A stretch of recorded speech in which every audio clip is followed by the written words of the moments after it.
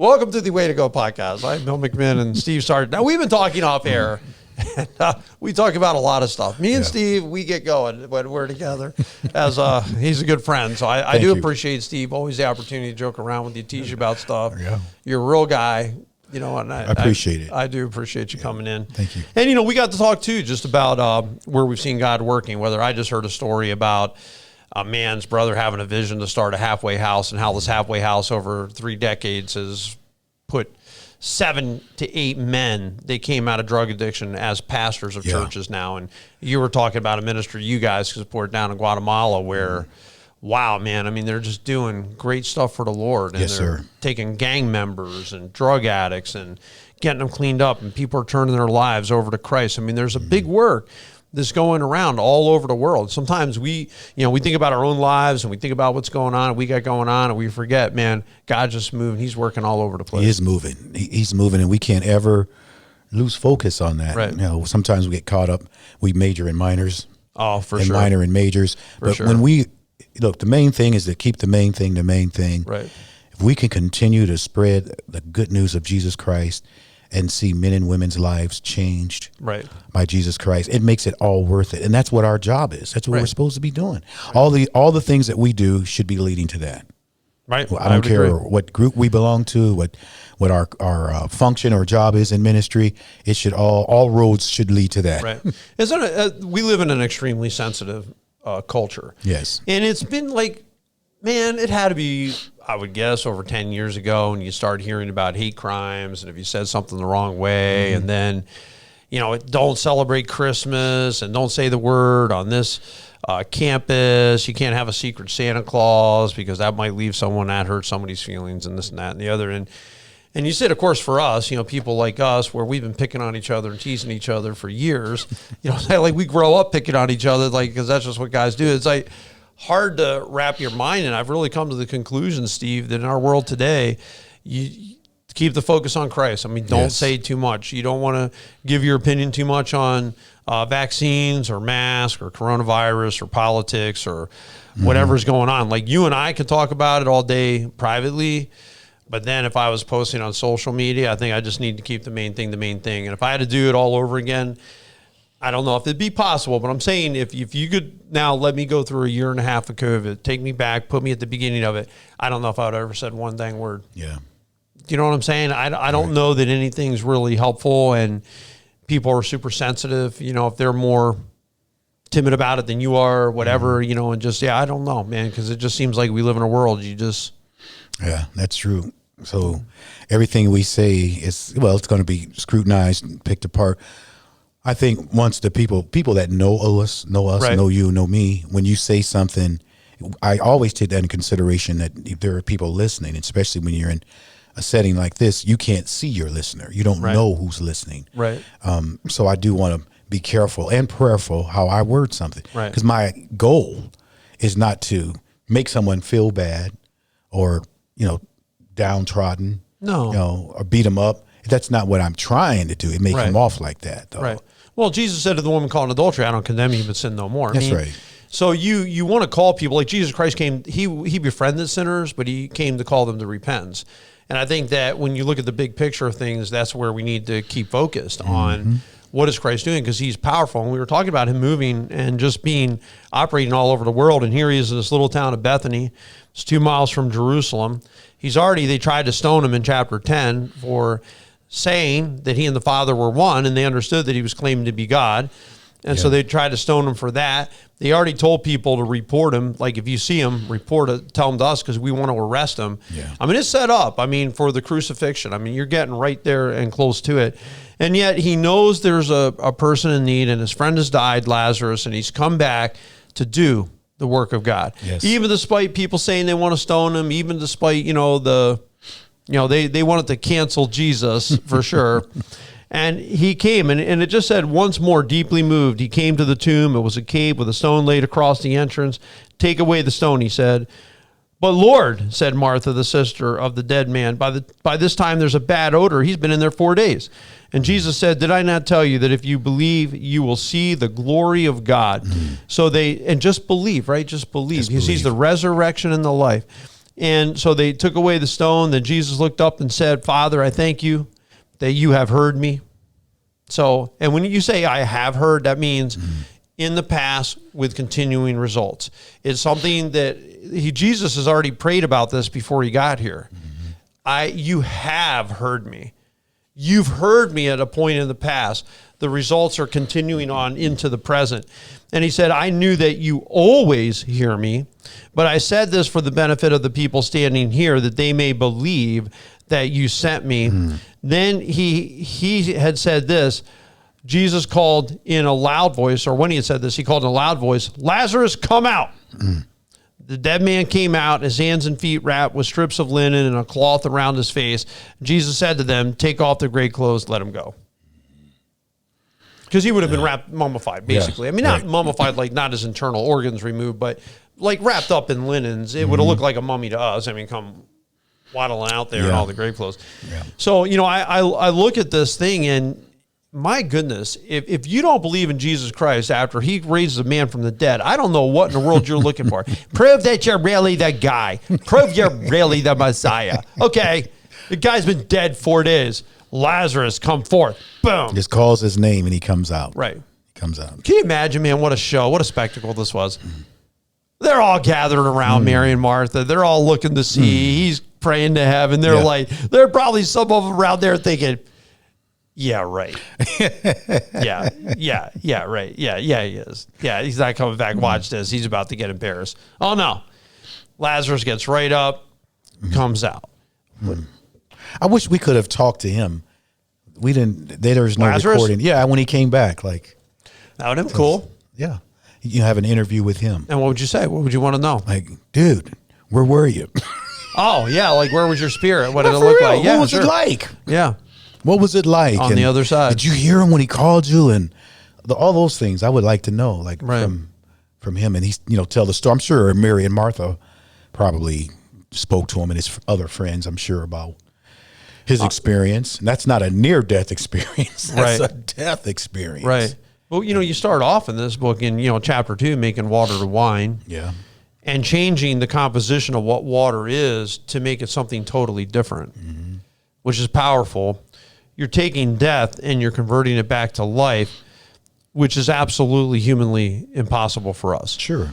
We cannot bring once somebody's out, I mean, a certain number of minutes, man, I mean, no oxygen to brain cells is not a good thing. 4 minutes. I mean, I don't even know then. I mean, that'd be a forever time, really. I mean, this guy's been in the grave for 4 days and Jesus Christ raises him from the dead. I mean, to see it, to watch it, to be in the crowd that day and to see this happen would be like, did I really just see that? Can you imagine if this was on TikTok today? Yeah. It's have 10 million views. Oh, yeah. You know what I'm saying? Yeah. Like, it would be unstinking believable that something like this could happen. It could go on. Yeah, it's incredible because Lazarus naturally died. We don't know what he had, like sickness-wise, but we know he died. And we know Jesus resurrected him. Right. So every dead situation in our life where it looks like there's no hope, we have people that we know who are on the street. There's no hope for them, it appears. There are people who are in peril, and it appears there's no hope for them. Jesus comes around. Okay. Jesus, the hope of glory. Jesus represents hope. Right. So whatever it is that we're going through, whatever our burden is, Jesus is hope. When he's there, there's always hope. I'm going with that theme because you're absolutely right, and I 100% agree. When you think about his ability to take something like water and make it something else, you think of Jesus Christ's ability to be able to take a person where they are, maybe in a bad place, maybe addiction, could be to pornography, could be to drugs, could be greedy, self-centered son of a gun, that Jesus Christ can change things, brings hope. If you can change death and make it life. Yes. And clearly it says in the Bible that we were dead to sins. Yes. And we are alive to God. That he brings us, I mean, you look at the whole analogy of what baptism is, laying a person down. like they're dead, bring it and rise. Like I'm sure you guys practice baptism Absolutely. the same way, right? Yes. So Dead, when we buried, say you lay them back, you're dead to sin, you're alive to God, and you think about this death to sin of Lazarus, this raising it back to new life. There's a new life for people in Christ. Mm-hmm. There can be a new life for your marriage. And I'm saying, I do believe that, other than saying words, you would have to trust Christ for that. I mean, if there was a couple listening to this, let's say a married couple, and we're talking about having a new life, and they might think, I'd like to have a new life in my marriage. I would say that would require both people having faith in Jesus. I would say that would be a great place to start. At least one having complete faith in Jesus, that Jesus changes things. Yeah. Right? Yeah, because the one could cause the other one to be persuaded, to be like-minded. You ever come to those places, Steve, where you just realize that there's something, whether it's with your family members or a friend or a situation with people you work with, or maybe an organization you're working in, and you just, there's a problem. And you realize, yes, but I really haven't prayed about that. Like, I haven't brought that to God and asked him to change that. Yeah. Right? And then you do. And you come to God because Jesus Christ says here, Father, I thank you that you have heard me, and I knew that you always hear me. And we're, as Christians, we pray in the name of Jesus Christ, and we can say, God, you have heard me. I know that you always hear me. Praying with the confidence that God can truly change things and change hearts and change situations and opportunities, whatever needs to be changed, right? Maybe opening up eyes for people to see things, because sometimes people, when they're in trouble, are typically blind to something. Oh, yeah. Right? And they need their eyes open. They're maybe blind to how they're hurting people, or they're blind to how their actions are affecting their marriage, and they just need to be aware of it. And to pray about that God would open their eyes, I think is a powerful thing. It is a very powerful thing. And sometimes that's part of our problem, what you mentioned. We may have these issues, and sometimes they can be overwhelming to us. And there's a simple thing that sometimes we've overlooked. You know what? We haven't prayed about that. Right. Well, what does it look like for you? If you come to God and when you're praying for God, like, do you have a time of day you pray? Yes. Do you have, like, what is it? Early in the morning. Okay. Early. I like routinely, what are we talking about? I routinely, well, I'm going to say the Lord wakes me up without my alarm clock. It doesn't matter if I'm on Eastern time, Pacific, it doesn't matter. About 5:30 in the morning, he wakes me up. Okay. And then what happens? I talk. That's when I pray. I begin to pray about the things I know I have to go through that day. Do you lay in bed and pray? Do you get up and pray? Do you walk both? around? Because I do a lot of times pray moving around. Okay. But I pray in the bed sometimes. I'm actually on my knees at times. I'm actually moving around at times. And I can talk to God like I'm talking to you right now. Yeah, right. And tell him not that he doesn't know, but I tell him what's going on and the frustration I may have, or other people that I know who needs prayer, like they're sick or are lost or going through a very tough time. I bring them before him too. And I ask him, because, every day there's things we're going to come across that wasn't on my calendar for the day. He knows the things we're going to come across, or the people that we're going to come across. And we ask him to help us, like whatever situation I might run into today, give me the wisdom to deal with it. I always ask him for wisdom, because you've done things for a certain length of time. We kind of feel like we know what we're doing, but without his wisdom, we don't always know what we're doing. No, I agree. So I always try to ask him to give me wisdom. Give me the wisdom to go in and out of people, and how I might impact people, and not treat people according to how I feel. Like I'm not having a good day, so everybody at work knows I'm not having a good day. I don't want to go like that. Wow, that's a great one. I want to be able to still help someone, even though I feel like I need a break or I'm overwhelmed. And that may be true, but right now you still have to do what you need to do. Yeah, I love that. I love that point you're making right now, because you're saying that I want to treat people at times better than how I feel about things. Absolutely. So if I feel discouraged, I don't want to treat people from that position of feeling discouraged, or if I'm upset or feeling a little emotional, or, we can get tired because, we do work a lot. We put in a lot of nights at times, and, you can get tired, and I don't want to treat somebody in accordance with my weariness. And you think about Jesus Christ in this situation where they tried to stone him. He could have said, I'm not going there. I'm not showing you people anything. Last time I was in that area, you tried to stone me. So you know what? Too bad. But he didn't do that. Like, he didn't treat them in accordance with how they treated him. Right. Because he knew he had a mission. And really, I believe he was in a place where he knew he was going to save and die for the sins of the world. He's 2 miles from Jerusalem. He knows the triumphal entry is coming up soon, right? Because a lot of the people that followed Christ into Jerusalem, from my understanding, were people who were here. Like, they were people who saw him raise Lazarus from the dead, and they were following him from Bethany as he went up. And then people, as they heard he was coming too, the religious leaders who wanted to kill Jesus, I mean, they had a real task on their hands, because this guy he was popular at that moment. I mean, people are seeing what he's doing. There are people that are coming to believe. And the whole book of John's about people coming to believe anyway. And so people are coming to trust Christ because of what they've seen. But I do like what you said. I'm not going to respond today. Lord, help me not to respond today the way that I feel. Yeah. Because if I'm having a bummer day, I don't want to make everyone else have a bummer day around me, which I don't know that I'm always that golden. You know what I'm saying? Sure. Like, I don't know that, probably some days, no, if I'm having a bad day, you might too. Might all be having a bad day if I'm having a bad day. So, yeah. But anyway, he goes on, there's a plot to kill Jesus. Therefore, many of the Jews who had come to visit Mary had seen what Jesus did and believed in him, but some of them went to the Pharisees. They went to the Pharisees and they told them what Jesus had done. Then the chief priests and the Pharisees called a meeting of the Sanhedrin. Can you believe it? Jesus Christ just healed a man we put him in the tomb. Wow. How dare you, right? I mean, can you believe it? They went to the Pharisees and told them what Jesus had done. Tattletaling. What are we accomplishing? They asked. Here is a man performing many signs. If we let him go on like this, everyone will believe in him. Yeah. God forbid, right? God forbid. And then the Romans will come and take away both our temple and our nation, which, by the way, they crucified Christ and Rome came in 70 AD and took away their temple anyway. Then one of them named Caiaphas, who was the high priest that year. So, I mean, they have some pretty big people involved in this. I mean, you're talking about the high priest in Jerusalem as part of this. And he said, you know nothing at all. You do not realize that it is better for you that one man die for the people than the whole nation perish.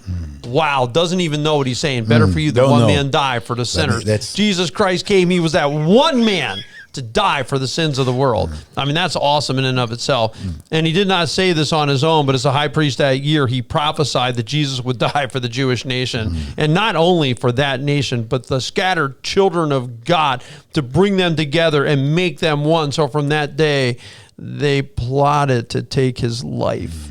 From that day, after he had performed such a great miracle, right? Let's kill him. Right. Isn't that the craziest thing? Come on, how many? You might want somebody like that to hang around, right? Because you're going to need him. Yeah, your family's going to suffer. Right. Somebody that you love is going to die. You want him to be around to help. They created a false scenario. Yeah. They created a scenario that Rome was going to indeed come and take their nation if they didn't kill Jesus. There's no evidence whatsoever to suggest that. There's no evidence that was going to happen. They made this up. Yeah. They made the story up. They made the worry up, just like a lot of us do. Sometimes we just make problems up. There's not a problem when a man can heal people and bring them from the dead. There's no problem here. He healed a blind man. There's no problem here. He's teaching people the truth. There's no problem here. They made that problem. Yep. They made it. And sometimes, we make problems where there are no problems. So when it was almost time for the Jew, and maybe we need to learn a lesson there. Don't make problems where there are no problems. When it was almost time for the Jewish Passover, many went up from the country to Jerusalem for their ceremonial cleansing before Passover. And they kept looking for Jesus. And as they stood in the temple courts, they asked one another, what do you think? Isn't he coming to the festival at all?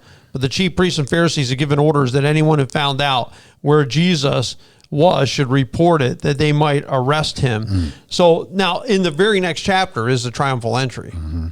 So this is all coming to a head now. And you have in chapter 12, I mean, the rest of the book's going to be, a lot of the Gospels are like this.